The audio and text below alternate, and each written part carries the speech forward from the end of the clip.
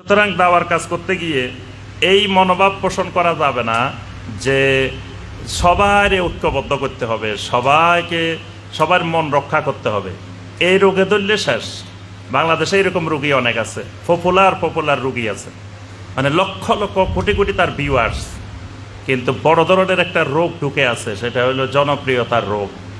তারপরে আপনার কারোরে মনোকষ্ট দেওয়া যাবে না, সবারে খুশি রাখতে হবে। দেওবন্দিও খুশি রাখতে হবে, বেরেলভিও খুশি রাখতে হবে, রেজবিও খুশি রাখতে হবে, আহলে হাদিসও খুশি রাখতে হবে। আহলে হাদিস মনে করবে এটা আমাদের লোক, দেওবন্দি মনে করবে এটা আমাদের লোক, রেজবি মনে করবে এটা আমাদের লোক, বেরেলভি মনে করবে এটা আমাদের লোক, সবারই খুশি রাখতে হবে। তাইলে আমার ফাউন্ডেশন হবে সবচেয়ে বড়, ফাউন্ডেশনে আসবে কোটি কোটি ডলার, বাস আমি হয়ে যাবো বাংলাদেশের সবচেয়ে বড় দানশীল, সবচেয়ে বড় কাজ করার। এটা বড় ধরনের একটা রোগ।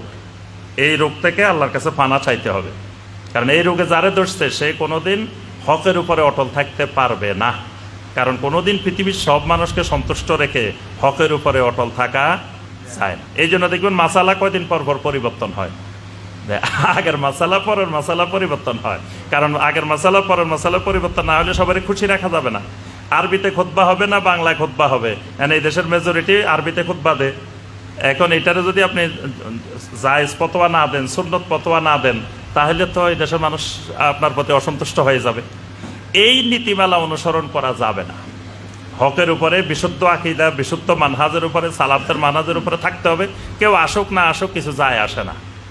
আমি ফেনীতে মাদ্রাসা দিয়ে তো আমি ঘোষণা দিয়ে দিছি যে এটা আলে হাদিস মাদ্রাসা, এটা স্পষ্ট। কারণ মনে চাইলে এখানে ছেলে মেয়ে দিয়েন না, মনে চাইলে দিয়েন না। এটা পুরাপুরি সরাসরি, আর লুকাচুরির কিচ্ছু নাই। লুকোচুরি করলে ওইটা কোনোদিন সত্যিকারের সহি আকীদার প্রতিষ্ঠান হয় না। একসময় এটা বেদাতি প্রতিষ্ঠানের রূপ নেয়।